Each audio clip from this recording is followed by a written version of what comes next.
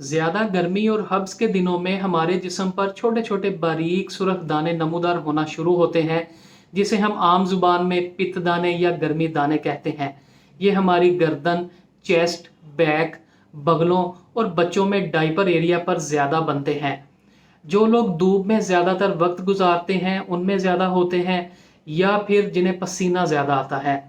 इसके अलावा ऐसे बच्चे या ऐसे अफराद जो रेडीमेड मोटे कपड़ों का इस्तेमाल करते हैं गर्मियों के मौसम में, उनमें भी ज़्यादातर बनते हैं, क्योंकि ये रेडीमेड कपड़े आमतौर पर कॉटन स्टफ़ के नहीं होते। ये विस्कोस, नायलॉन या पॉलिस्टर जैसे आर्टिफिशियल मटेरियल के बने होते हैं। ये ब्रेथेबल स्टफ़ नहीं होता, इनमें पसीना ज़्यादा आता है और पित्त दाने, गर्मी दाने भी ज़्यादा बनते हैं।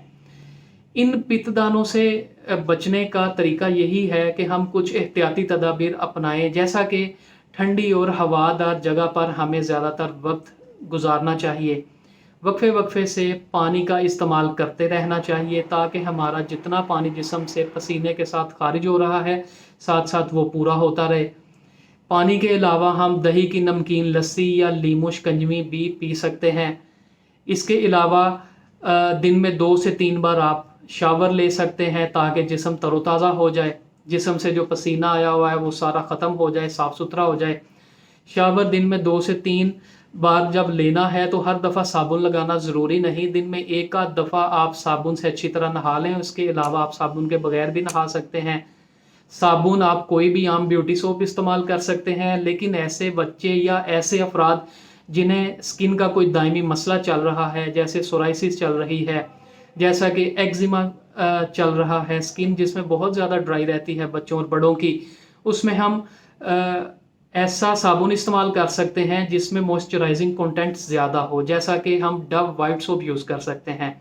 और उसमें एक बात जहन में रखनी होती है कि ऐसे मरीज़ ख़ास तौर पर जो जरासीम कश मेडिकेटेड सोप होते हैं, जो इश्तहारात वाले होते हैं, उनसे हमने अवॉइड करना होता है।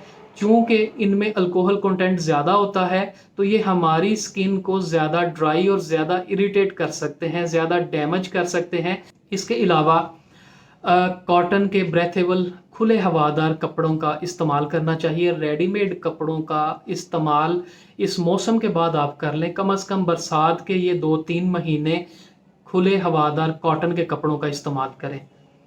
जिस्म की खुजली और इरिटेशन कम करने के लिए कैलामाइन लोशन का हम इस्तेमाल कर सकते हैं। मार्केट से, फार्मेसी से इजीली मिल जाता है, बहुत ज़्यादा महंगा भी नहीं। दिन में 2 से 3 बार तमाम बदन पर तेल की तरह आपने इसे अप्लाई करना है। सूथिंग इफेक्ट आता है और बच्चे और बड़े इससे काफ़ी हद तक कंफर्टेबल हो जाते हैं। इसके अलावा डॉक्टर की मुशावरत से आप एलर्जी वाले सिरप या एलर्जी वाली टैबलेट का इस्तेमाल भी कुछ दिनों के लिए कर सकते हैं। ऊपर बताए गए तमाम तरीकों को अपनाने के बावजूद अगर कंडीशन 2 से 3 दिन में बेहतरी की तरफ नहीं आ रही, तो फिर स्किन स्पेशलिस्ट या अपने डॉक्टर से ज़रूर कंसल्ट करें, ताकि सूरत हाल के मुताबिक बेहतर इलाज मुआवजे का आपको मशवरा दिया जा सके। अपना और अपने बच्चों की सेहत का बहुत सा ख्याल रखें। अल्लाह हाफिज़।